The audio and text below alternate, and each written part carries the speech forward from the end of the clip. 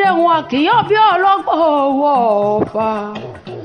Aya wọn lẹ́kìtì lẹ́fọ̀n aláàyè. Ọmọ ìdúlé àwọn ọmọ ẹ̀fọ́kúnmọ́ òye. Ọkọ ló ní wọ́n bá ń ká ìyá mi pọ́pọ́ ọdún. Aya mi tún ti lé lọ́dún. Báyẹ̀ ní bá dára káwí, báyẹ̀ ní bá dára ká sọ ayaláyà mi. Àbíọ́dún ló ní wọ́n bá ń ké ìfúnjọ mi. Àdúmọ̀dọ̀ mi ni ọ̀rẹ́kẹ̀lẹ̀ wà jáyé wí ọ̀rẹ́kẹ̀lẹ̀ wà jáyé ń sọ. Ìbàdí àná ó tutù lójú bí omi àfòwúrà ọ̀gbọ́n. Àbẹ́ ẹ̀rọ ìfúnjọwọ́ mi gangan. Orin báyẹ̀ ní bá dára káwí, báyẹ̀ ní bá dára ká sọ ayaláyà mi. Ayágídé ni àwọn ọmọ mi, aya tó ti léèrè jáde rí.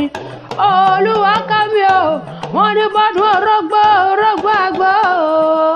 Adún òbí òbí óyọ̀, ọdún òwò ní dẹ́kámọ́sẹ̀rẹ̀ wà lórí àtẹ. Ọdún ló wọ́n wà lọ́lọ́ ọlọ́run ọba. Ìgbà rẹ̀ tí dùn yín kọ́ lọ́wọ́ bò wá níjọ́ yọ orí síkú. Àlékún owó àlékún dùnú lọ́lọ́ ọlọ́run wo. Olúwa ká mi o, a ò sì já mọ́ rere bàbá tó bí ọlọ́mọ. Ọ̀kàrẹ̀ ọmọ mọ́.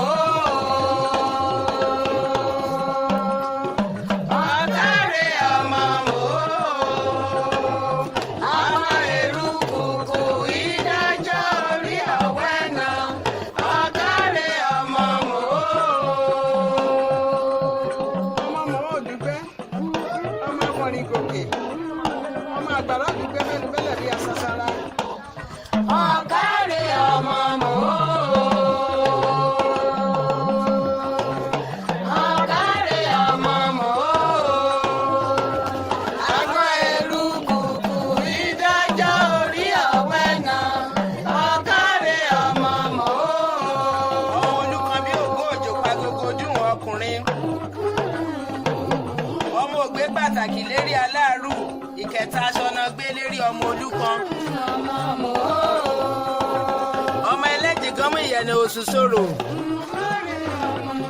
Ẹ̀jìgán yẹ̀nà kí mi tó bọ kókó mo kú ìyá rẹ̀ bọ́ bẹ́ẹ̀kì. Ọ̀kàrẹ̀ ọmọ mọ́.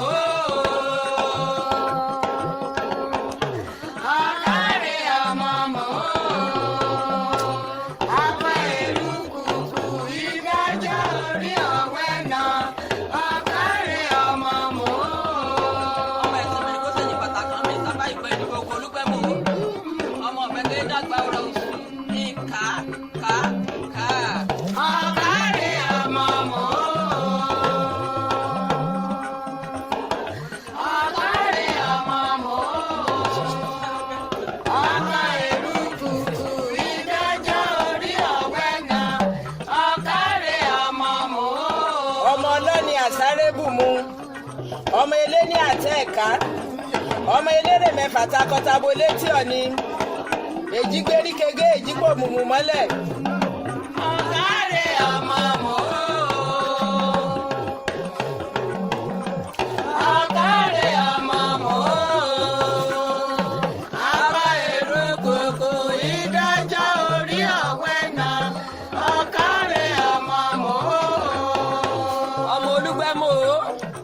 Ọmọ àgbàrá olùgbẹ́ mẹ́rin pẹ́lẹ̀ bí azazara. Àgbàrá olùgbẹ́ bọ́gbọ́dé tó ń sọ pẹ́ké. Ọgbà àgbàlagbà tó ń tajà mọ́ náà rẹ̀.